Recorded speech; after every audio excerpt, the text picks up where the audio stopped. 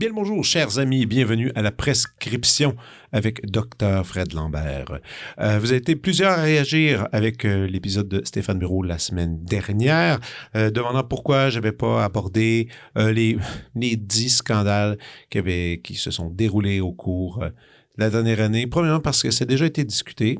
Ça, c'est une des raisons. Et la deuxième raison, c'est parce que j'avais d'autres choses à discuter avec Stéphane. Alors voilà, c'est simple comme ça. Mais je vous encourage quand même à aller écouter l'épisode si ce n'est pas déjà fait. Je vais profiter vraiment de ce temps de tranquillité rare. Des fois, faire une introduction de podcast.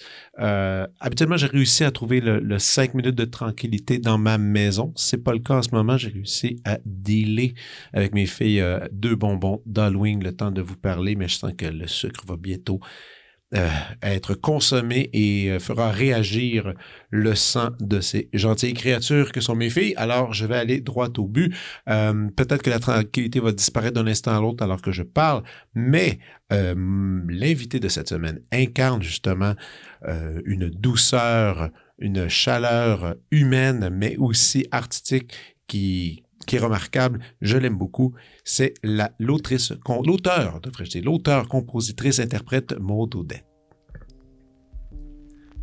Maude Audet est une force tranquille, lumineuse. Ayant tracé un sentier à son image dans le paysage artistique québécois, elle crée sa musique comme elle aspire au grandiose et à la chaleur du quotidien.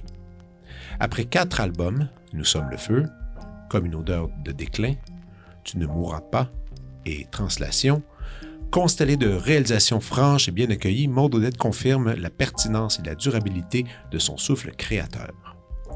Nommée au Gala de la Disque dans la catégorie Album alternatif de l'année et récipiendaire du Lucien de l'album Folk de l'année en 2018, Maude Audet a fait l'objet en 2020 d'une nouvelle nomination au GAMIC et d'une pléthore de mentions dans les palmarès de fin d'année.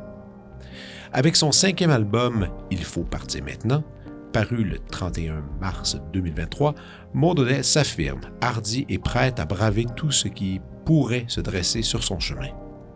Assez confiante pour plonger dans la réalisation avec Mathieu Charbonneau, l'autrice-compositrice interprète développe de nouvelles dimensions sonores et étend ses limites. Résolument 60s, légèrement plus rock et minutieusement orchestrée, la suite du projet s'annonce plus grande que jamais. Voici ma conversation avec Maude Audet.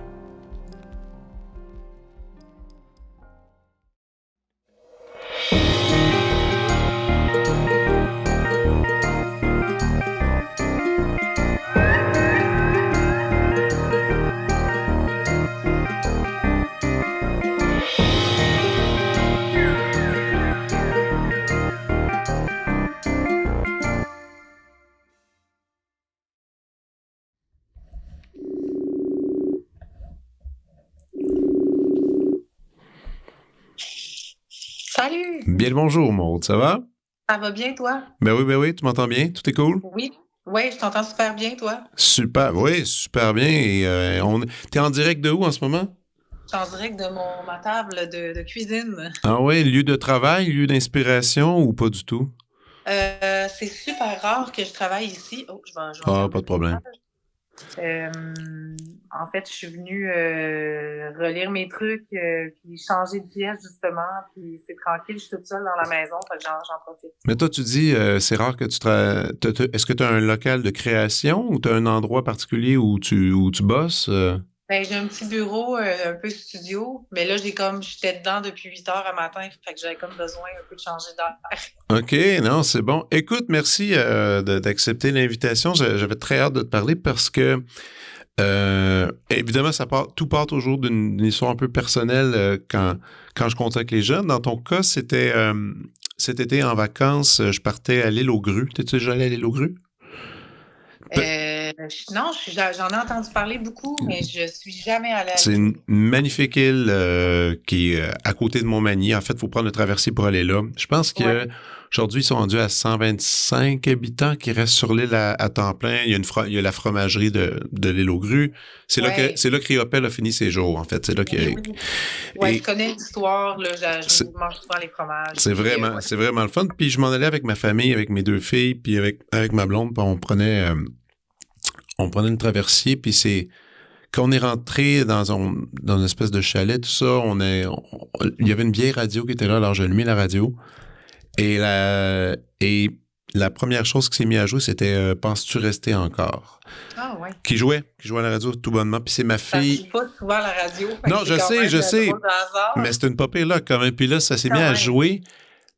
Et là, c'est ma fille de 8 ans qui a fait Wow, c'est joli ça. Elle dit, c'est vraiment joli, hein? Je dis, oui, c'est beau ça. Puis là, on attendait que ça termine. Puis là, quand ils t'ont annoncé, tout de suite, je me suis arrivé sur les plateformes, puis j'ai comme pris tous tes albums, puis finalement, pendant une semaine de temps, ta musique a habillé les couchers de soleil, a fait partie de nous, vraiment. Puis en plus, c'est agréable parce que moi, j'ai 2 petites filles, une de 5, une de 8, et particulièrement celle de 8 ans, quand elle écoute de la musique, elle est vraiment obsédée par les textes. Tu sais, elle aime le son, mais elle aime les mots. Elle est vraiment amoureuse des mots. Par elle a eu le temps d'analyser beaucoup tous tes textes. Elle avait ses trucs préférés, Parce que c'était vraiment chouette. Puis, et finalement, et c'est ça qui est beau un peu avec la musique, c'est qu'une fois qu'il y a une espèce d'association, soit émotive, soit, bon, peu importe comment est-ce qu'on vit la musique. Mais maintenant, c'est vraiment, moi, c'est marqué au fer. Je peux pas penser à l'île aux rues sans penser à tes chansons. T'sais. Puis ça va toujours me suivre maintenant. Donc, c'est une belle histoire, merci. Ben non, c'est ça. C'est un souvenir d'été qui s'est créé. Et aussi, après, j'ai commencé à faire un peu des petites recherches sur toi. Il n'y a pas tant de choses qui est à l'extérieur sur toi, sur des détails. Et là, je voulais juste discuter un peu, en fait, et comprendre un peu plus d'où c'est bien parce que j'aime beaucoup l'évolution de chaque album. En fait, j'ai commencé en écoutant Il faut partir maintenant. Donc, moi, j'ai commencé avec celui-là, qui était la chanson qu'on avait entendue. Alors, on a plongé dans ce univers-là, dans cette couleur-là. Puis là, après, on est allé à l'envers. Puis je faisais, wow, OK, les directions, les prods sont différentes, les thèmes sont différents. Même ta voix est différente, je trouve, personnellement. Donc, j'aimerais ça qu'on aille, en fait, au début, si ça ne dérange pas. Qui es-tu?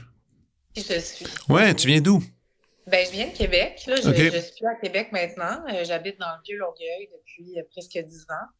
Mais en fait, moi, je suis une autodidacte. J'ai fait des études en scénographie au Conservatoire d'art dramatique de Québec. Donc, j'étais conceptrice de costumes, principalement de costumes, un peu d'accessoires de décors de scène. Donc, j'ai fait ça pendant quelques années dans ma jeune vingtaine, mais j'ai bifurqué, j'ai commencé. Ça faisait longtemps que ça me trottait dans la tête de composer des chansons et tout ça, mais je me disais, tu sais, j'avais pris des cours de guitare à l'adolescence et tout, mais j'ai toujours pensé que j'avais pas une voix assez belle. J'avais pas de notion de formation de chant, fait que je me sentais comme très limitée, puis je me disais, c'est juste pas pour moi, puis c'est comme une espèce de rêve que j'avais mis de côté. Puis à un moment donné, le temps a passé, puis ça revenait toujours, puis quand j'étais scénographe, en fait, c'était un métier très difficile, très, très difficile de vivre de ça, vraiment. Puis à un moment donné, j'en suis comme arrivée au constat, disons que j'avais l'impression un peu de plafonner déjà dans ce que je faisais après quelques années, puis je me suis dit, mais pourquoi t'essayes pas là, de composer juste pour le plaisir? Puis finalement, je me suis comme découvert vraiment beaucoup dans ça, justement dans l'écriture de textes. C'est sûr qu'au début, ça a pris du temps avant de trouver comme ma façon à moi. Fait que c'est peut-être cette évolution-là que tu as sentie parce que vraiment, ça s'est fait assez vite. J'ai commencé à écrire des trucs et tout ça. Je me suis inscrite au Festival de la chanson de Granby. OK. J'ai pas gagné rien, mais juste d'avoir été sélectionnée et tout, j'étais comme, OK. Mais ça, encore une fois, revenons à ça, parce que dans ta jeune vingtaine, quand tu disais, tu as fait le parcours secondaire, cégep, t'avais envie de faire des décors, de participer à la mise en scène, c'est pas le mot, mais à la construction, de spectacles, de théâtre. Ouais. Mais les premiers textes écrits, donc, ils ont été vraiment vers 22, 23, c'est ça, un truc comme ça? Non, plus. Ben, j'ai peut-être esquissé des choses à ce moment-là, mais mettons officiellement, non. J'ai dit début vingtaine comme quand j'ai fait mes études en scénographie. OK. Mais le temps que, tu sais, faire les 3 ans de conservatoire, travailler un peu là-dedans, je dirais que vers 27 ans, là, j'ai commencé à me dire... La musique est arrivée à 27 ans? Oui. Mais, vraiment tard. Mais voyons donc. Ouais. Donc, je Moi, dirais que c'est complètement c'est absurde. bizarre, hein? Ben, Ben, en fait, j'en connais... OK. Non, j'en connais pas d'autres au Québec qui ont commencé si tard. je pense qu'il y a peut-être Béris qui a commencé tard aussi, Ah mais ouais? ouais, elle a commencé tard, mais à quel âge exactement, je ne sais pas. Effectivement, c'est assez rare, puis c'est pour ça aussi, peut-être que plus le temps passait, je me disais, ben non, ça n'a pas de bon sens, ça n'a pas de bon sens.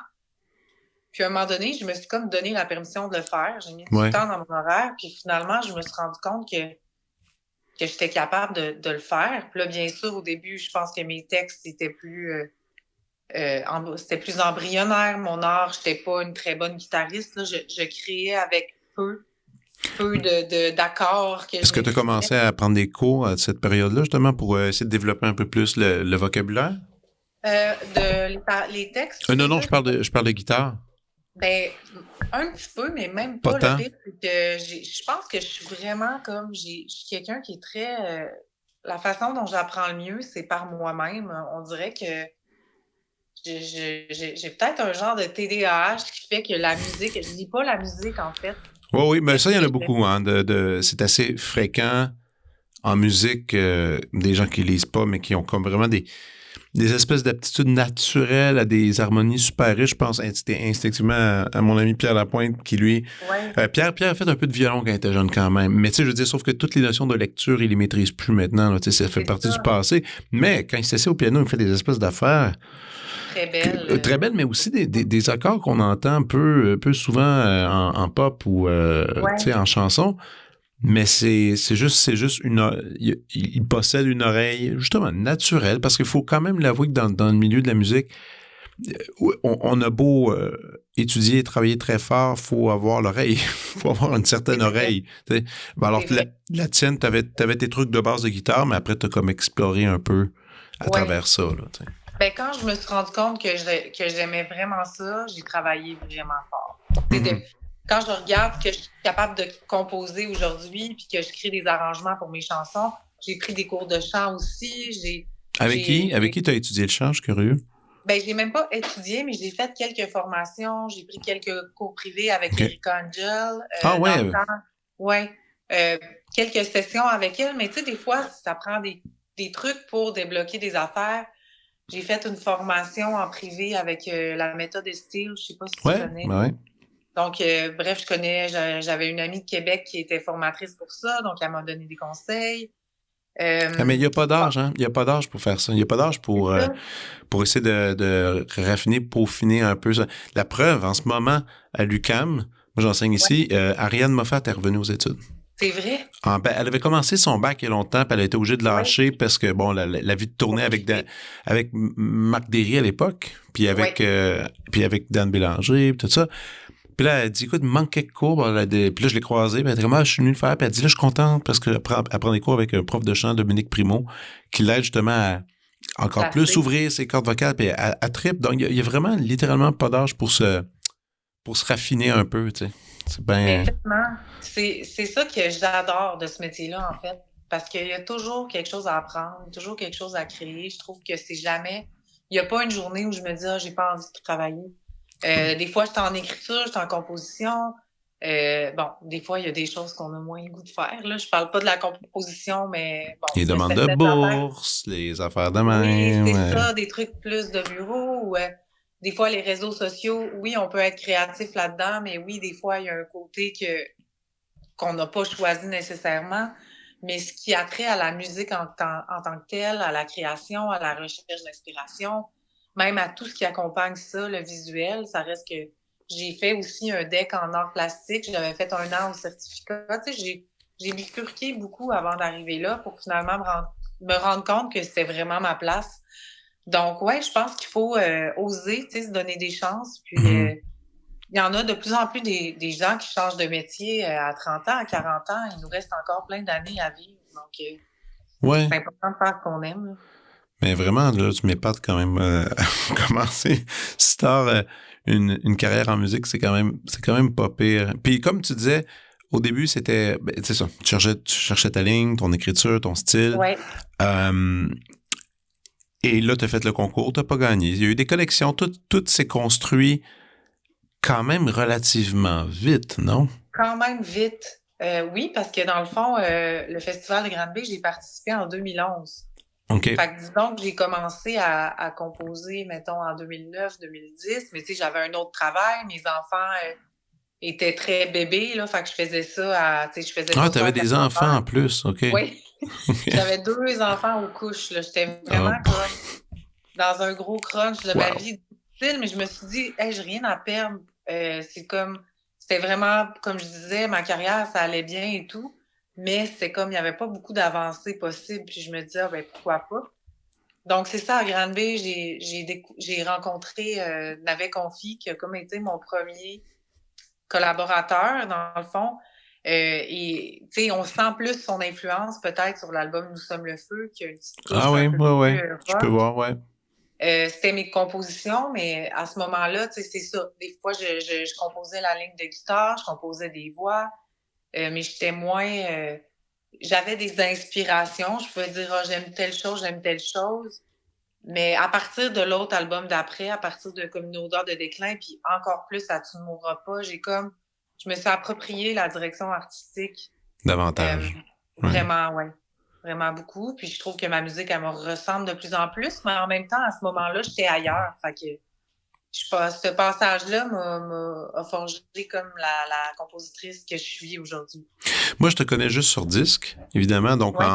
tu sais, en un beau fini, parfait studio, tout le truc. Ouais. J'ai pas osé aller trop explorer des vidéos YouTube, des vidéos YouTube live concert. Ça, je me dis, un jour, je me paierai un billet quand ça donnera, puis j'irai te voir en place. Mais qu'est-ce qu'il y en est de la scène, justement? Je présume, au début, tu commençais seul, guitare-voix, puis là, maintenant, est-ce que tu as un band, une équipe avec qui tu aimes bien travailler ou tu varies selon les albums? Ben, en fait, ça aussi, il y a eu une évolution, puis il y a eu aussi la pandémie. Mais je t'invite, je joue à Verdun la semaine prochaine. En fait, tantôt à la fin de l'émission, après qu'on te serait parlé de toute façon, même au début, je pense, de l'émission, en fait, je vais faire une annonce de toutes tes shows. Tu as vraiment une grosse série de spectacles qui s'en viennent là, cet automne. Oui, ça va bien. Puis oui, le spectacle, ça a été aussi quelque chose à apprivoiser parce que je venais de Londres. Là. Moi, j'étais quelqu'un qui avait travaillé beaucoup, justement, les codes de la scène, mais pas tant en musique, mais ça reste qu'il y a quelque chose qui était familier pour moi. Mais c'était pas moi qui était là, tu sais, qui était sous les projecteurs. J'étais vraiment timide au début. Je m'adressais peu aux gens. C'était vraiment ça qui était dur pour moi. Puis à un moment donné, ça a comme débloqué. J'ai fait des premières parties des Sœurs Boulay, de Saratoga, d'artistes qui sont vraiment habiles justement pour parler. C'est vrai, ceux que tu as nommés sont très habiles sur scène. Ils sont extrêmement habiles sur scène et j'ai beaucoup appris en les suivant, en fait, parce que je me suis rendu compte que, comme tu dis, il y a des mots dans mes chansons, je raconte des histoires. Et ça, les gens, ils s'attachent à ces histoires-là, donc ils veulent me connaître. Les gens aiment connaître les artistes. C'est sûr qu'il y a toutes sortes de styles de musique, mais je me suis rendu compte que quand je parlais de pourquoi j'avais composé cette chanson-là, quand j'ajoutais une anecdote aux chansons, ça ajoutait vraiment une écoute différente aux gens. Je trouve que ça... Ben oui. Je me suis fait vraiment beaucoup dire, donc ça m'a pris plusieurs années avant d'arriver à être à l'aise avec ça, mais là, j'ai vraiment trouvé comme... Je pense que je suis vraiment quelqu'un qui reste soi-même sur scène. C'est pas... Même si j'ai des histoires que je raconte qui sont toujours les mêmes, je le fais de façon très naturelle, je pense. Senti, là. Ouais. Mais de toute façon, ça, c'est un critère comme non négociable pour moi. Là, je ferais jamais quelque chose que j'aime pas. Je ferais jamais quelque chose pour être racoleuse ou, tu sais, si je fais un choix artistique, c'est parce que j'y crois. Et donc, au début, tu sais, c'est ça, j'ai commencé ma tournée comme une odeur de déclin. On était 4 sur scène. Il y avait un drum, il y avait une violoncelliste, bassiste et moi. C'était qui, violoncelle? C'était Anaïs... Mon Dieu, j'ai un blanc de Ah oui, Anaïs. Ah. Oui, Anaïs, non, c'est pas grave. Elle a un projet de chanson aussi, elle a fait les Francouvertes il y a quelques années. Ah oui, OK. Je la connais pas. Ouais, parfait. Jeune musicienne. OK. Donc, elle faisait quelques chansons au violoncelle, parfois au clavier et tout. Mais c'est un spectacle qui était un peu plus lourd à cause de la batterie. Puis sur comme une odeur de déclin, il y avait peut-être un peu plus de distorsion. Et je me faisais dire presque à chaque spectacle, genre, « Oh, on n'entend pas tes paroles, la batterie est forte. » Parce que je jouais souvent dans des petites salles. Ouais. Puis en même temps, je me disais, ben il y a des batteries sur l'album, c'est votre scooter qui en a joué. Tu sais, la partition est là, mais la façon dont c'est amené, là, je me suis rendu compte que ça servait pas toujours bien Non, c'est vrai. ma musique. Donc, pour la tournée suivante, il y a de la batterie sur tous mes albums. J'adore les percussions, les timbales, toutes ces choses-là, les castagnettes. Mais là, la tournée d'après, on avait décidé pour Tu ne mourras pas, de commencer une tournée un peu plus dépouillée. Moi et Mathieu Charbonneau. Puis après ça, de faire, à la moitié de la tournée, de faire des spectacles plus en bande. Mais là, la pandémie est arrivée. Ah ouais, c'est ça. Donc, on a fait tout en duo. Quelques spectacles en trio. Puis quand il y a eu un arrêt... Toi et Mathieu, c'est ça? Moi et Mathieu. Mathieu, il y avait quand même... tu sais, il comblait quand même beaucoup de choses. Bah oui, il est multi-instrumentiste, il peut jouer, jouer plein. D'ailleurs, c'est lui qui a réalisé, j'ai comme bien compris. Ben, Tu ne mourras pas. Ouais. Puis il faut partir maintenant, on le fait ensemble. Vous l'avez fait ensemble. J'ai comme décidé d'assumer ce rôle-là. J'étais rendue là, justement. Mais c'est un super musicien. Je l'adore. C'est comme... ça fait plusieurs années qu'on travaille ensemble beaucoup. Donc, pour cette tournée-là, il y a eu 2 spectacles que j'ai quand même eu... j'avais appelé ça la Grande Escale. On a eu un répit de pandémie, puis on était 12 sur scène, le Quatuor Esca. J'avais Anna Francis Meyer à la flûte traversière. 2 choristes, en tout cas. Fait que là, musicalement, j'ai comme pu m'approcher plus des arrangements. Ouais. Puis après ça, j'ai eu un déclic. Pour le nouvel album, Il faut partir maintenant. J'écoute quand même beaucoup de rap avec mes enfants et tout ça. J'adore ça. Puis je trouve que en rap, ils se permettent d'arriver seuls sur une scène avec une bande-son carrément chantée par-dessus. C'est sûr que je veux pas aller à ce point-là avec ma musique, mais à un moment donné, j'ai fait pourquoi je n'utiliserais pas cette possibilité-là pour arriver plus près de ce que ma musique elle est, en fait. Donc là, tout ça pour arriver à dire que on est 4 musiciens en ce moment. Sur scène, mais on utilise beaucoup de séquences de l'album. Ben, tout le monde fait ça maintenant, tu sais, je veux dire, puis c'est ton drummer ou ta drummeuse qui s'occupe du séquençage, évidemment. Puis c'est parce qu'aujourd'hui, avoir des gros, que déjà, tu me dis que vous êtes 4, je trouve ça pas pire, parce que c'est déjà beaucoup, parce que en ce moment, c'est des duos, ben des trios, puis le rendu à 4, 5, on est comme 5, on est comme... 5 avec le tonneau, là. Là, ça coûte cher, ça coûte... il y a eu, c'est parce que toi et moi, on a connu... on a connu les gros bands, tu sais, en tout cas, dans mon adolescence, il y avait les Brand Van 3000, Me, Mom and Morgan Taylor, tu sais, toutes ces espèces d'happening où est-ce que tu fais 10, 12 sur scène, ça, c'est terminé.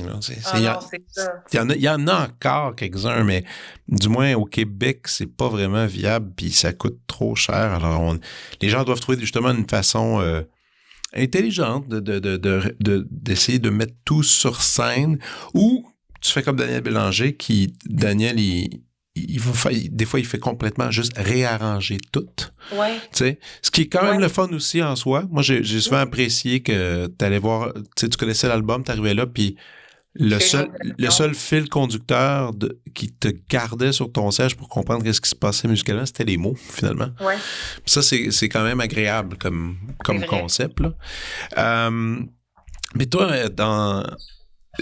ça me fait rire parce que, bon, tu faisais tes décors. Souvent, j'ai quelques amis aussi qui sont scénographes. Et c'est souvent les plus grands amateurs, justement, de musique, parce ils sont toujours en train d'en écouter de la musique. Quand ils sont en train de préparer, de travailler, c'est vraiment, il y a de la musique dans leurs locaux pendant 8 heures par jour, 10 heures par jour.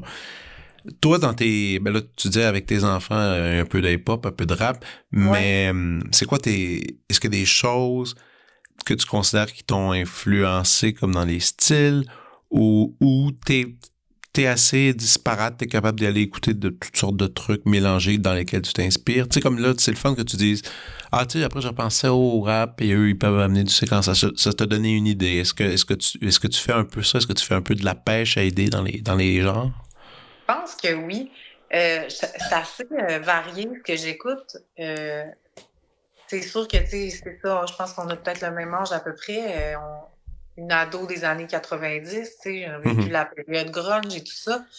Mais en même temps, j'ai toujours aimé beaucoup la musique des années 50, 60, 70. Tu sais, j'étais jeune, j'aimais ça déjà, puis je pense que ça, c'est une influence très, très forte. Mhm. Euh, puis c'est comme une période dont je me tanne pas, puis qui est tellement riche. Puis avec maintenant les plateformes, bon, qui ont peut-être des points négatifs, mais ils ont aussi le positif de nous Ah oui, donner accès à tout.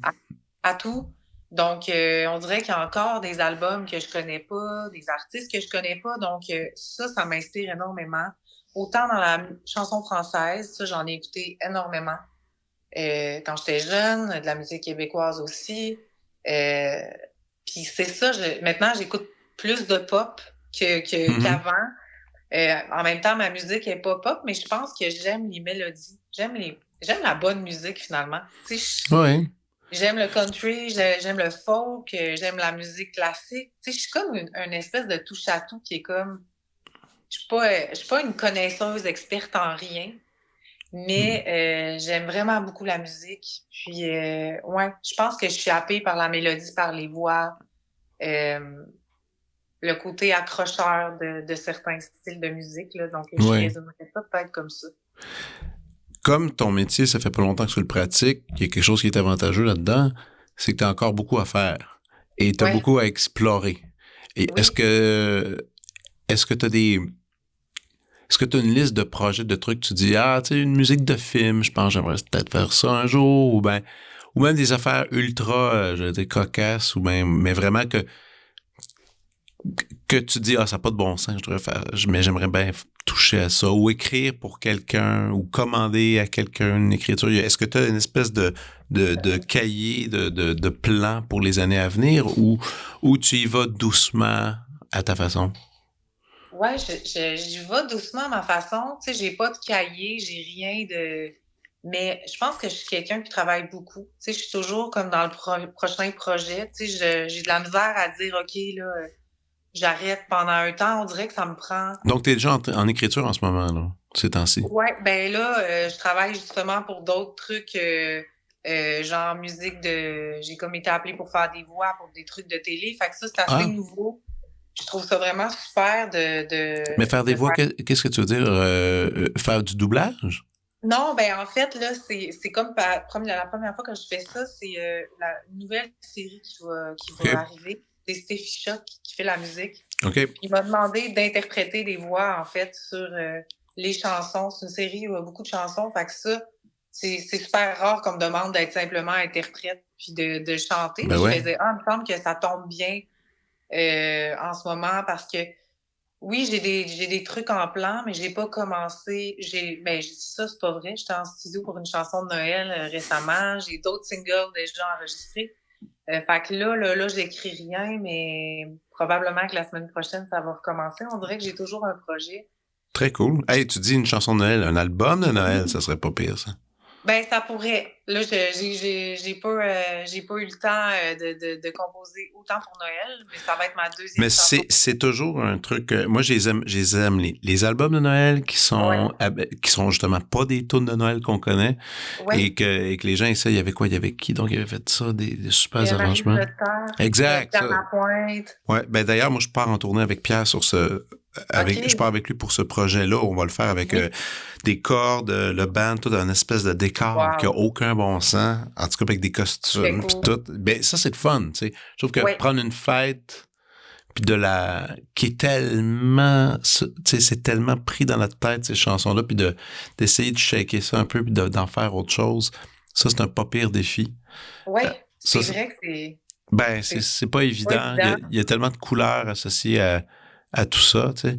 Mais pour venir là, pour la tournée en ce moment, vous êtes les quatre, mais, il y a, c'est qui sont les musiciens avec toi? Mathieu Charbonneau, Oui, encore. on a dit, oui. Ouais, Charles Blondeau à la batterie. OK. On a commencé la tournée avec Simon Trottier aux Oui. guitares. Puis là, ben, il se fait remplacer pour quelques spectacles cet automne par Michael Feuerstack, un OK. artiste, OK. peut-être que tu connais, Non, un je ne connais projet pas. solo aussi, un Montréalais anglophone. OK. Donc, il a fait 2 spectacles avec nous. C'est un ami de Simon et Mathieu OK. déjà. Il est super bon, super gentil. Puis on a un sono, on se promène avec Steve Lemay. Ah, wow, vous avez une belle équipe. On a vraiment une belle équipe. Très Pour cool. pour la création du spectacle, j'ai comme fait un peu ma mise en scène moi-même et j'ai appelé, j'ai demandé à mon amie Véronique Côté de comme faire un peu de mentorat à ce niveau-là, elle qui fait de la mise en scène, puis travailler avec une chorégraphe aussi parce que j'avais envie d'habiter un peu la scène. Puis bon, il y a un modeste décor parce que bon, la scénographe est encore Ah moi. ouais. Quelque chose de simple qu'on trimballe, mais je pense que ça ajoute à l'ambiance. Puis, oui. C'est le fun. C'est le fun de la scène. Surtout en musique, on l'oublie, hein, des fois. Les gens sont tellement pris avec justement avec la musique en soi, puis on oublie d'habiller ça, puis souvent c'est parce que c'est coûteux, mais c'est pas obligé d'être coûteux non plus. Tu sais, il y a des façons de s'arranger pour avoir quelque chose de beau, de distingué. Élégant, puis effectivement, c'est sûr que ça me rajoute du temps dans ma journée, tu sais, d'arriver, là, monter le décor, de démonter après, mais je trouve que ça vaut vraiment la peine. Moi, j'aime ça. Maintenant que t'es musicienne temps plein, le métier de scénographe, c'est mort et enterré à jamais, non? Je pose la question, mais c'est pas c'est pas une pogne, là, c'est vraiment c'est vraiment une curiosité. Ben, faut jamais dire jamais parce que là, je le fais un peu par la bande pour mes spectacles, mais puis tu sais, des fois, c'est arrivé que j'aidais mon chum, tu sais, en humour, de dire, je donne un coup de pouce sur ses tenues de scène ou accessoires, mais tu sais, en humour, c'est très dépouillé, fait qu'il y avait pas vraiment de décor dans son cas. Mais non, je pense pas que je vais, ben, j'ai pas de temps en ce moment. Ça se pourrait pas, puis je pense qu'aussi, tu sais, j'ai pratiqué ce métier-là à Québec. Donc, si je voulais recommencer, ça fait tellement...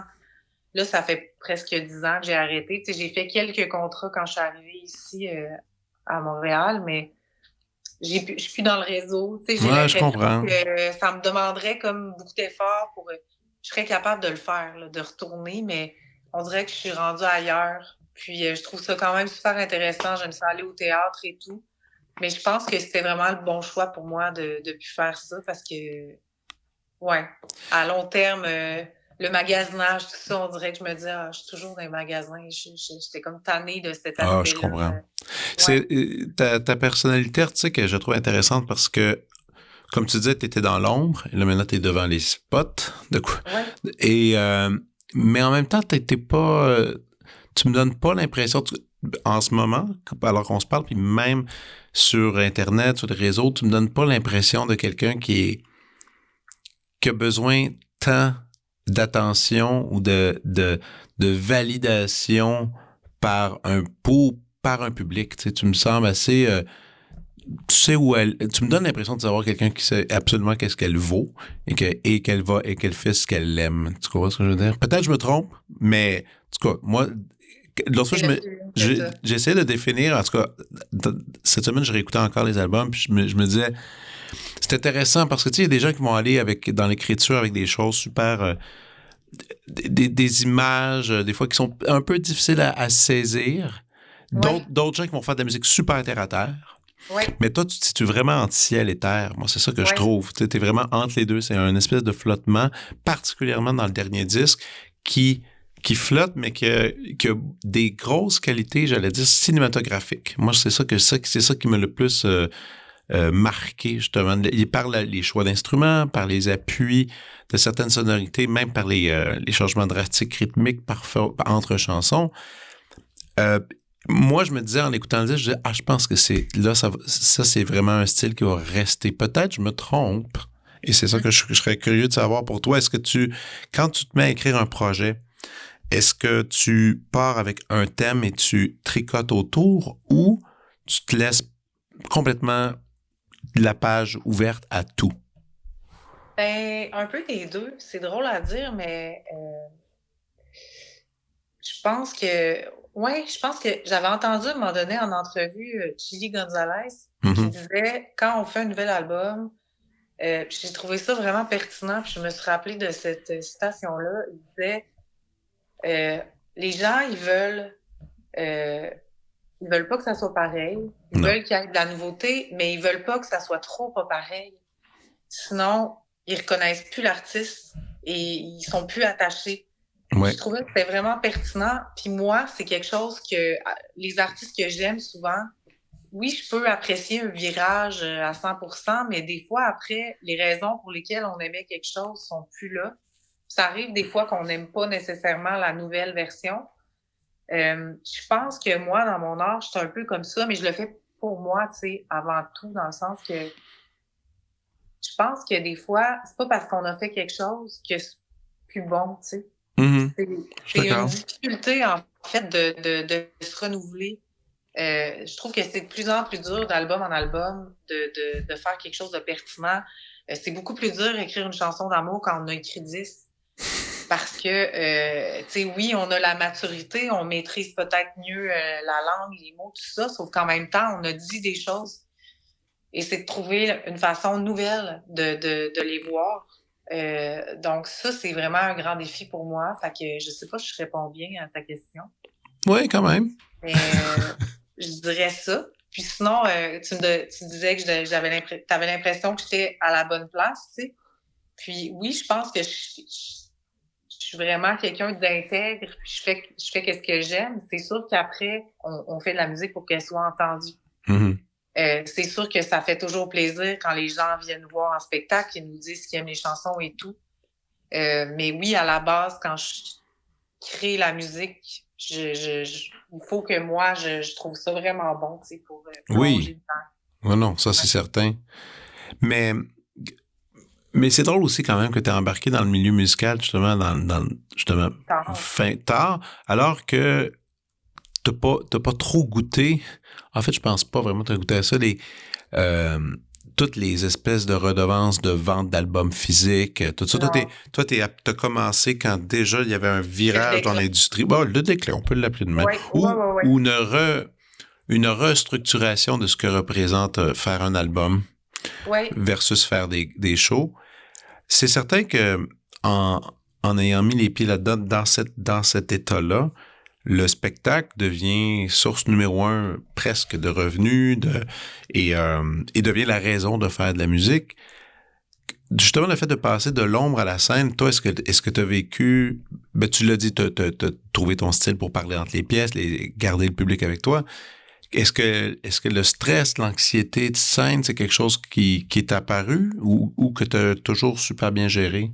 ah, c'était vraiment... Maintenant, je le gère. J'ai presque jamais le trac. À part, OK, mettons, super. quelque chose de... J'ai cette chance-là. Des fois, ça nous arrive, puis on ne sait pas pourquoi. Mhm. Spectacle plus important ou lancement, là, oui, je vais être stressée, mais sinon, un spectacle standard, puis c'est pas parce que je suis pas préparée, mais au Ah contraire, ouais. je suis super préparée, donc j'ai hâte d'aller jouer. Mais dans mes débuts, j'étais terrorisée. Quand j'ai participé aux Francouvertes, tu sais, je pense que j'ai pas dormi pendant un mois avant. J'étais comme vraiment, vraiment stressée. Puis des fois même, je me dis, c'est quand même fou que malgré cette peur de monter sur scène, j'ai continué parce qu'il y avait Mais quelque c'est chose. mais Ouais, c'est ça que je trouve curieux parce que c'est quand même, tu sais, cette fameuse peur de monter sur scène, il y en a qui disent, tu sais, puis c'est vrai, là, il y a des études qui le disent que il y a certains gens préfèrent mourir que d'avoir à faire les éloges de quelqu'un lors d'un enterrement, tu sais, de prendre c'est parole, tu fou. sais. Ouais, Donc, c'est vraiment un mal difficile.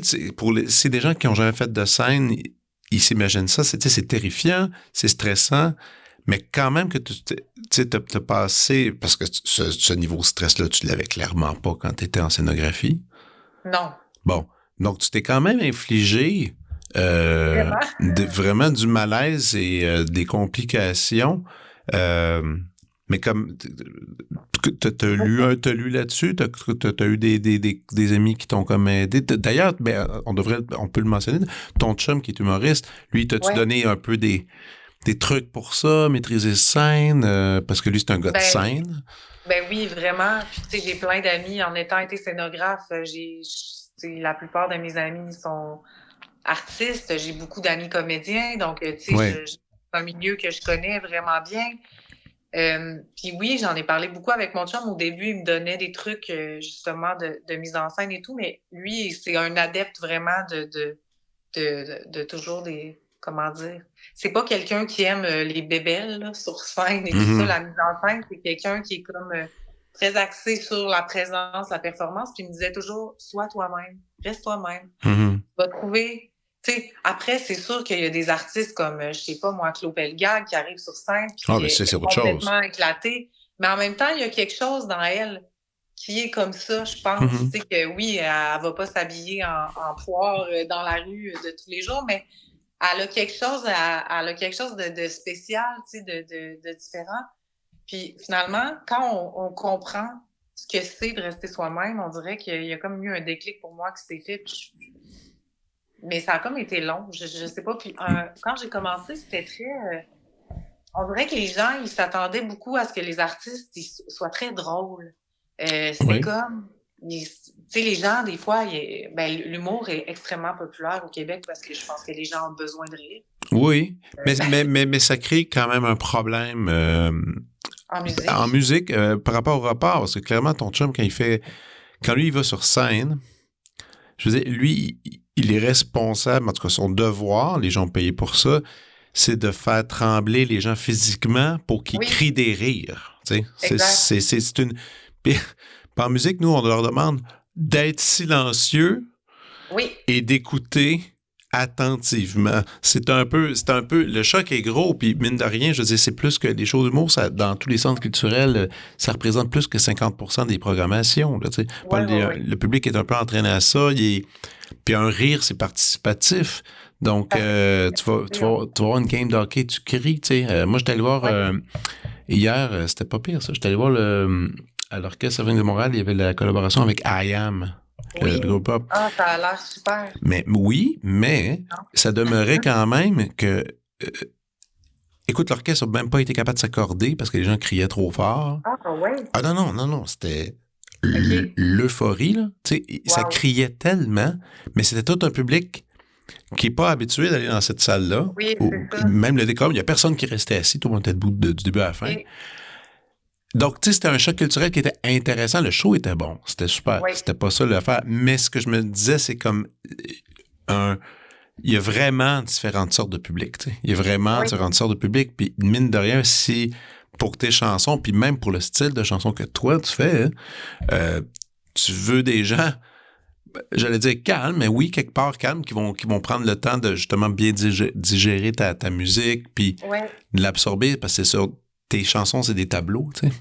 Ouais. Donc, tu prends une marche au musée, là, t'admires un tableau, tu vois un autre après, puis c'est comme ça. Mais c'est difficile, c'est angoissant quand quand justement tu présentes une chanson, puis tu commences à la chanter, puis finalement, tu n'as pas de réaction ultime tout de suite immédiate sur ce que tu fais, contrairement justement à des humoristes où est-ce qu'ils savent tout de suite si c'est bon ou pas bon. Là, c'est clair et net. Là, exact. Excuse-moi, je t'ai déconcentrée parce que je voyais le facteur qui laissait comme... Oui, j'ai vu une ombre. Je me suis dit, soit c'est les enfants, soit c'est... Non. Mais je t'écoutais, oui, c'est bien correct. Mais bref, tout ça pour dire, là, tu me disais que tu faisais un peu de voix, comme interprète, tout ça.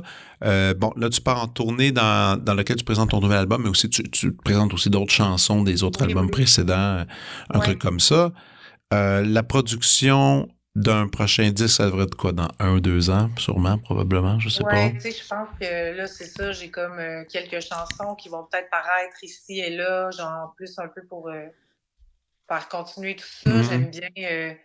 ça fait du bien aussi, des fois, de composer des chansons sans le poids d'un album, qui est quand même un bon... Mais ça.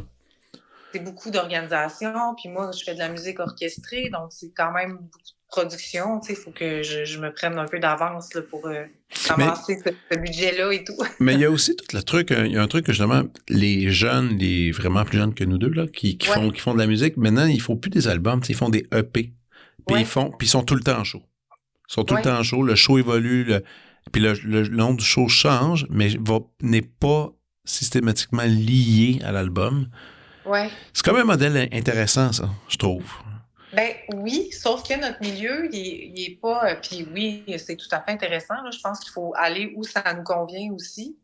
Mais notre industrie n'est pas tant adaptée à ça, dans le sens que Ouais. toutes les subventions fonctionnent sur une tournée reliée à un Ah, ouais. album. Puis quand on regarde même à l'international, oui, les gens ils vont plus faire de singles parce que, tu sais, comme mettons, avant de sortir un album, ben là, on va des fois sortir 2, 3 extraits Ouais. avant pour essayer d'avoir des playlists et tout ça. Puis aussi parce qu'une fois que c'est sorti, plus personne n'en parle. Non, c'est fini. C'est comme si l'exclusivité est plus là. Puis il n'y a plus de moyens. C'est comme avant, les gens, l'album était sorti, mais là, 6 mois après, ils disaient, ben là, le nouvel extrait radio, c'est ça. Maintenant, c'est vraiment difficile de faire ça. Fait que je pense que c'est pour ça que le single nous aide, tu sais, à garder une certaine présence. Mais même les artistes à l'international font encore des albums. Fait que moi, quand je vois ça, je me dis, ouais, ben, il y a quand même quelque chose là-dedans. Je veux dire que c'est un modèle qui marche bien et dans la tournée, mais dans la création aussi, parce que des fois, mais ça peut être la même chose pour un EP, mais souvent, tu sais, on va penser à, comme tu disais, des fois, on a un concept, mais des fois, on n'a pas nécessairement un concept, mais on vit des choses dans une année. On est quelqu'un le temps d'une année, mais écrire un album sur 5 ans, moi, j'aurais vraiment de la misère parce que j'ai l'impression que de l'année 1 à l'année 5, ce que je suis, ce que je vis, ce que je pense, ça serait pas la même chose. T'sais. Ta pandémie, as-tu été le fun? Ben, oui et non. Artistiquement parlant, non? Ouais, moyen? Ben, artistiquement, ben, finalement, oui, mais elle a été très difficile parce que mon album Tu ne mourras pas est sorti 1 mois avant la pandémie. C'est ça, donc tu n'as pas pu le vivre vraiment. J'ai annulé toute la tournée. Puis, c'est un album que à sa parution, les critiques étaient bonnes, c'était comme bien parti. Finalement, tout a été annulé. Puis après ça, tu sais, il y a eu le MeToo, il y a eu toutes sortes d'affaires. Ah oui, les affaires rechantes. Évident pour notre milieu. Fait que c'est comme si j'ai l'impression que j'ai dû travailler 4 fois plus fort. OK. Pour le dernier disque? Non, pour Tu ne mourras pas, qui était comme dans le temps de pandémie. Oui. Mais finalement, de fil en aiguille, j'ai commencé à composer des nouvelles chansons. Puis quand on regarde, des fois, on se dit, bon, ben oui, ça c'était dur, mais finalement, ça m'a amené là, tu sais, puis ça c'est quand même bien. Fait que j'ai pas de regrets. C'était ce que c'était, donc... Non, je comprends. Moi, j'ai oui, on s'ennuyait de la famille, des amis, Oui, évidemment. Ouais. Non, mais je dis ça parce que j'ai pas mal d'amis qui ont beaucoup écrit de chansons pendant la pandémie. C'était comme super bon pour eux. Ils ont réussi à se mettre à jour sur un paquet de trucs. Il y en a pour d'autres, justement, que ça fait des pannes d'idées bien raides. Parce que, donc, tu sais, ça variait de personne en personne. Je suis juste un peu curieux de voir dans ton cas. Écoute, on est rendu à la prescription. Moi, je suis curieux d'entendre tes suggestions. Oui. Alors... Oui. Là, je me suis un peu... on dirait que j'ai toujours de la misère avec ces choses-là. C'est 3, hein? Tu as le droit de déborder, là. Moi, l'autre fois, j'ai quelqu'un qui est arrivé, il y en avait 10. J'étais là, OK, on y va. Regarde. Wow. Non, puis il dit, ouais, mais c'est parce que tel truc, je veux vraiment que tout le monde le connaisse. Mais j'étais parfait. Bon, t'as le droit de déborder. On va jaser un peu de ça. OK, parfait. Ben, en musique, j'ai choisi Ariel Soucy. Je sais pas si tu as entendu. Ariel Soucy.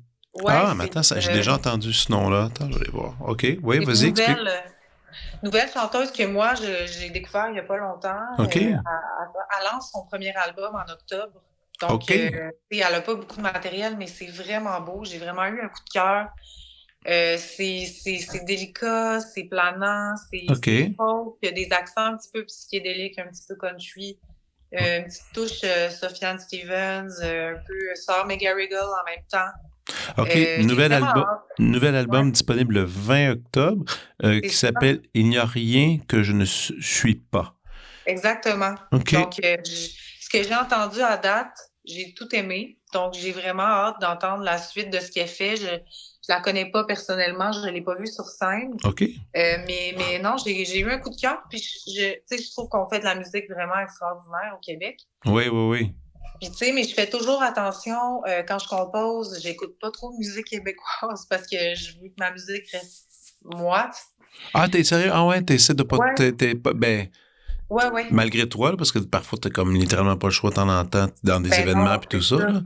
Mais t'essaies de prendre une petite distance. C'est bon, ça? Ben, mettons, je vais pas, tu sais, si un album quand son album va sortir, je vais l'écouter, mais je vais pas l'écouter une semaine de temps pendant que je compose, tu sais. Je fais Non. attention mais j'ai trouvé ça superbe, ce qu'elle propose.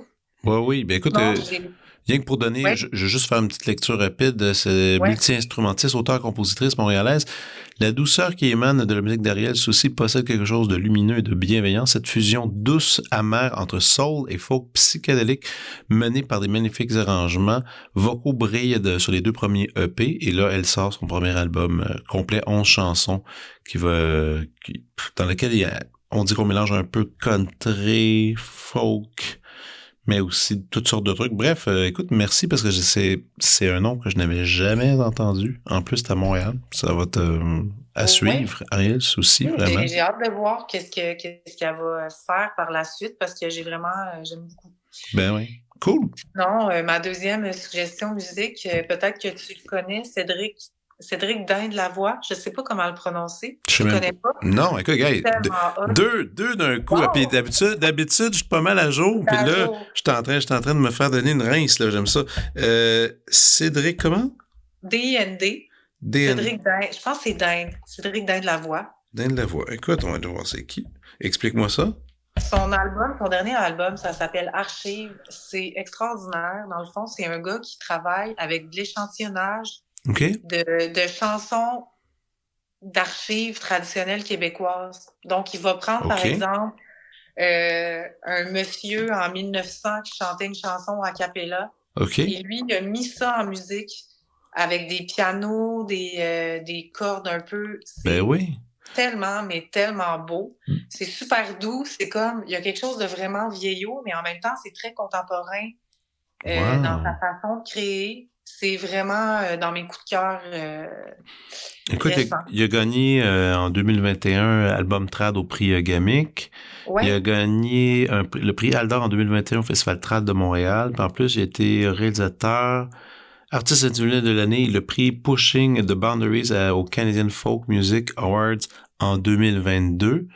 Non, j'avais jamais entendu parler de lui. Puis comme tu dis, c'est ça, c'est de l'échantillonnage avec des enregistrements apparemment qui viennent des années 40-50, entre autres. Je disais 1900, mais bon, c'est vrai que ça prenait une technologie pour s'enregistrer. Là, fait que probablement que ça date du début de ça. Ouais, c'est un contrebassiste de formation, multi-instrumentiste, et qui s'est lancé justement en allant voir des ancêtres disparus tels que des Joseph Larade, la famille Brideau, Alphonse Morneau, Benoît, OK. Benoît, oui. Pour vrai, c'est touchant. Je pense que en tout cas, ouais, mais non, mais en plus, moi, je suis un gros fan de musique trad, moi. C'est dans mon sang, là, un peu tout ça. Donc, c'est certain que je vais aller écouter ça. Là. Wow! Okay. C'est unique. C'est trad, mais c'est pas... il y a vraiment du goût. J'ai pas encore eu la chance de voir son spectacle. Je pense que qu'il fait quand même une belle tournée, mais encore là, c'est de la musique qui passe pas à la radio. Puis quand même, mentionner pour ceux qui sont vraiment curieux d'avoir l'album, le label s'appelle Corne de Brume, mais c'est sur Bandcamp qu'on peut trouver principalement sa musique. Alors, autant elle est là. Je suis pas certain. Il est sur les plateformes aussi. Là. Il est sur les plateformes aussi? OK, parfait. Bon, ben c'est Moi, bon. je l'ai découvert. En fait, c'est un ami qui l'avait vu en spectacle à Rideau. OK. Il m'a dit, d'après moi, tu vas aimer ça. Puis je suis allée écouter, puis vraiment, ça a été un coup de cœur. J'aime vraiment beaucoup. Ah ouais, puis live, ça se tient bien, là.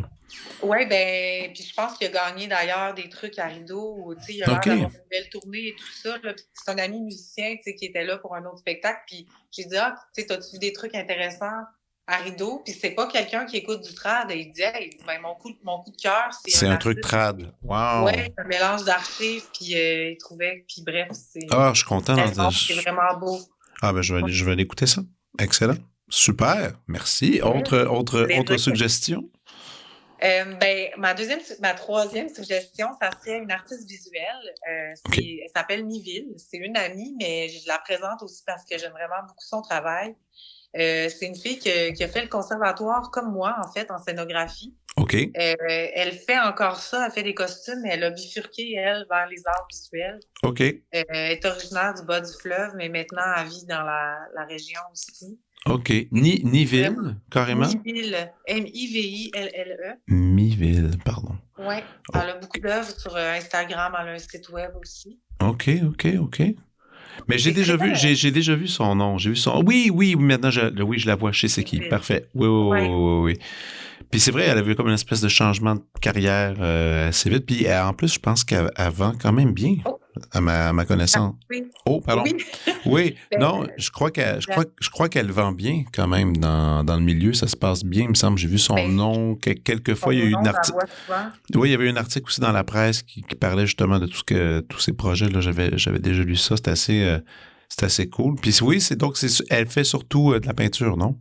Oui, surtout, principalement, en fait, des œuvres en étoile. OK. Je trouve qu'il y a quelque chose de vraiment, elle a un trait vraiment distinctif. Il y a quelque chose de super vif dans ses compositions. Mais en même temps, c'est super doux et c'est très dépouillé. Fait que chaque ligne est très, très importante. Et souvent dans des teintes de noir et blanc. Mais là, elle est en exposition en ce moment. Je sais pas, en tout cas, ça peut-être qu'il y a la diffusion. Non, je vais ça va être terminé au Salon Art Club sur Laurier. OK. Et c'est une exposition qu'elle a faite qui est un petit peu plus colorée qu'habituellement. C'est très dépouillé, mais elle s'est permis un peu plus d'aller vers des couleurs, des bleus, des thèmes inspirés un peu de la mer et tout ça, des orangés. C'est vraiment beau. Je trouve que c'est contemporain, puis en même temps, il y a quelque chose qui rappelle un peu le mid-century, des artistes comme Jean-François Sullivan. Oui. Des trucs un peu refus global, mais en restant très elle et très, très aujourd'hui. Cool. Excellent. Et justement, elle m'a amené à découvrir une autre artiste. On est allé voir son exposition en la semaine passée qui s'appelle Michel Buis. Michel Buis. OK. Et là, je ne l'ai pas noté. Ça, c'est mon erreur. Non, c'est bon. C'est vraiment magnifique ce qu'elle fait. Elle prend en photo des espèces de compositions. C'est pas des collages. Elle va mettre des fleurs, des perles, des paillettes, un poisson, un coquillage. Et tout ça crée un espèce de monde inventé un peu surréel dans des teintes très pastel. C'est très lumineux. Ses œuvres sont très... ce que j'ai vu, c'était quand même des grosses œuvres. C'est vraiment, vraiment... Oui, c'est semi-installation, mais c'est comme un genre de pseudo-collage aussi un peu mélangé. Exact. C'est comme si elle prend en photo ses installations. Oui, mais c'est ça, c'est une pratique photographique et sculpturale qui reflète le processus d'accumulation, de présentation, de dégradation éventuelle qui nous marque dans notre relation du quotidien.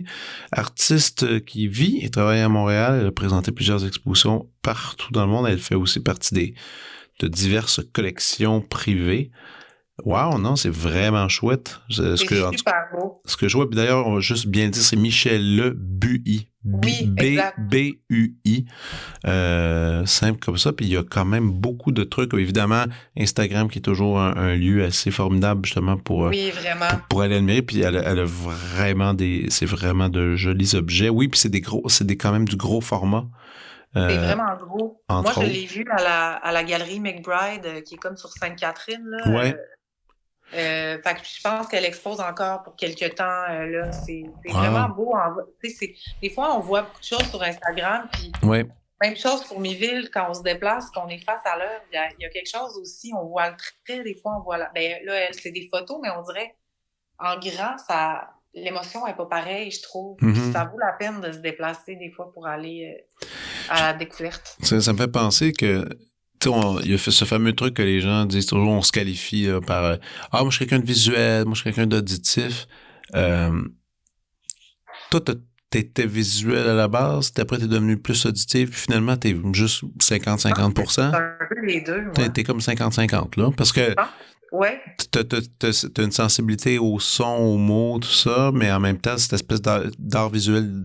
Est-ce que tu vas beaucoup au musée? Tu y vas encore? Ben, je n'y vais pas assez. J'essaie d'y aller peut-être quelques fois par année. J'aime toujours ça. C'est sûr que mes études en art visuel s'adaptent. Ben oui. C'est comme, je suis moins à jour, mais je suis vraiment très intéressée par ça, par la photo, ouais, je pense que j'ai comme une sensibilité vraiment pour l'art. Puis si jamais il m'arrivait un accident puis que je pouvais plus chanter, je pense que je me trouverais un autre, Peut-être dans ces milieux-là, ouais.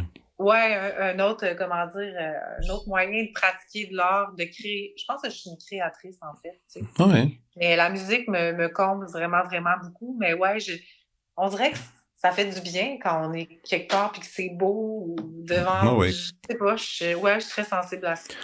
Est-ce que il y a comme tu dis, si j'ai un accident, je ferais ça, non, mais je te souhaite pas. Mais est-ce qu'il y en a une forme d'art dans laquelle tu dis, ça viendra, exemple, souvent, c'est fréquent quand même là, en musique, des gens qui veulent écrire un livre. Est-ce qu'écrire un livre, c'est quelque chose qui t'intéresserait?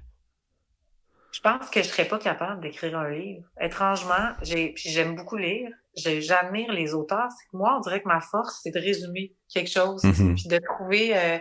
Puis tu sais, tu l'as dit, ma musique, mes paroles sont quand même, bon, pas très pas mot pour mot. Je me souviens plus quel terme t'as utilisé là. Terre à terre. Non, c'est pas terre à terre. Non, toi, c'est entre ciel et terre, carrément. Ben, entre ciel et terre, mais j'aime ça qu'on se retrouve. Tu sais, j'aime ça quand même qu'on soit pas perdu. Quand c'est trop abstrait, oui, des fois, ça peut nous toucher, mais j'essaie de pas que ça soit trop comme juste moi qui comprenne l'art. Fait que j'essaie de résumer les histoires beaucoup, mais j'admire vraiment comme qu'un auteur prenne 300 pages pour nous raconter quelque chose, pour rentrer dans la psychologie d'un personnage ou d'un lieu, pour décrire. Je trouve ça vraiment colossal comme travail. Peut-être que je serais capable, mais je m'imagine pas le faire. Non, mais je fais partie de la même gang que toi. Moi, écrire un livre, ça c'est angoisse. Rien que m'imaginer à devoir faire ça, t'installer, puis se mettre. Ah non, c'est un cauchemar. Exact. Mais bon, il y a plein de gens qui le font très bien, par contre. Donc, c'est ça, ils n'ont pas besoin de moi. Ils n'ont pas besoin de nous autres. Mais cool, excellent. Est-ce que tu avais d'autres choses? C'est bon? Ben, écoute, je t'en ai fait 4. J'avais noté aussi des trucs culinaires, là, mais c'est pas nécessaire. Non, shoot! J'adore aller au resto, j'adore manger. J'aime beaucoup cuisiner en toute modestie. Là, c'est plate parce que, excuse-moi, C'est beau. Je voulais te suggérer la cabane d'à côté. Je sais pas si t'es déjà allé. C'est à Montréal? C'est juste que c'est fermé, c'est saisonnier, ça rouvre l'été prochain. Ah! C'est comme la cabane parallèle au pied de cochon, dans le fond, la cabane du pied de cochon, mais c'est vraiment plus axé sur les récoltes, mettons. Oui, il y a des viandes, il y a des poissons, mais c'est très... bon, c'est sûr qu'il y a beaucoup de restos au Québec qui sont très locaux et tout, puis ça, c'est vraiment beau et précieux, je trouve. Mais tu sais, mettons que c'est le temps des maïs, ben là, ils vont créer quelque chose autour du maïs. Tu sais, on sent que c'est vraiment de la ferme à la table. Wow. Comme cuisine. Et moi, je suis pas végétarienne, mais j'adore les légumes. Pour moi, un repas sans légumes, c'est pas un repas. Je trouve que c'est vraiment leur force, les petites sauces, les petits accompagnements et tout. Ça fait quelques fois que j'y vais, puis c'est comme ils fabriquent du cidre aussi. Ils fabriquent du cidre. On dit ça comme ça, en tout cas. Cidrerie. Il y a une cidrerie, donc c'est à côté de leur verger. Donc, il y a une table à pique-nique dans le verger. On se croirait dans un check-off là, quand on va manger là. Mais c'est dans quel coin? Mirabel. À Mirabel. OK. Ouais. Wow. Non, je ne sais plus si c'est exactement Mirabel, mais c'est dans ces coins-là. Pour vrai, ça vaut le petit 40 minutes, même de Montréal, c'est moins loin, là, mais la petite run en auto. Puis c'est seulement le jour, parce que c'est comme avec je pense que le soir, ils sont pas ouverts, de mémoire. Fait aller faire un beau pique-nique le samedi ou le dimanche après-midi, puis même avec les enfants, c'est vraiment, vraiment... OK, je vais regarder ça. Là. La cabane d'à côté, c'est cool, ça. C'est le fun. Ouais. Terroir. Vraiment. Ouais. Il est très créatif, là. C'est super... Ouais. Manger frais, là, tu sais. C'est ça, là. Vraiment. Cool. Ah, puis t'es une fille de resto, donc t'aimes les restos. Ouais. J'adore manger, J'aime manger. Ah, c'est pas pire, ça. Moi aussi, je trouve ça le fun. Pas pire. C'est quand même important, tu sais. Quand même une activité assez agréable. Ouais. Cool. Ben, écoute, je je pense qu'on a fait le tour. C'était super. Ben merci vraiment. Merci à toi. Tellement d'avoir accepté de le faire en virtuel. Ah non, mais non, écoute, c'est un grand service aujourd'hui. De toute façon, je le fais de tous les formats, puis il y a zéro stress avec ça. Donc, écoute, au plaisir d'aller te voir sur scène, interpréter tes chansons, puis... Gêne-toi pas, si tu veux venir, pour vrai, ça donne pas ouais. Mais si tu fais, j'irai jeudi, t'as juste à m'écrire, puis je vais te garder des places. Super, merci bien. Fais attention à toi. Bonne journée avec Pierre. Ouais, merci beaucoup. Cool. À bientôt. Ciao. Bye. Bye. Vous venez d'écouter La Prescription avec Dr. Fred Lambert. À l'animation, Frédéric Lambert. Réalisation, montage, recherche et bons conseils, Olivier Chamberlain. Au logo, Joël Vaudreuil. La musique, le groupe Crabe. Jérôme Minière, Philippe B., Ben Chimie, Guillaume Beaulieu et Vincent Vertefeuille. Merci d'avoir été à l'écoute et à bientôt.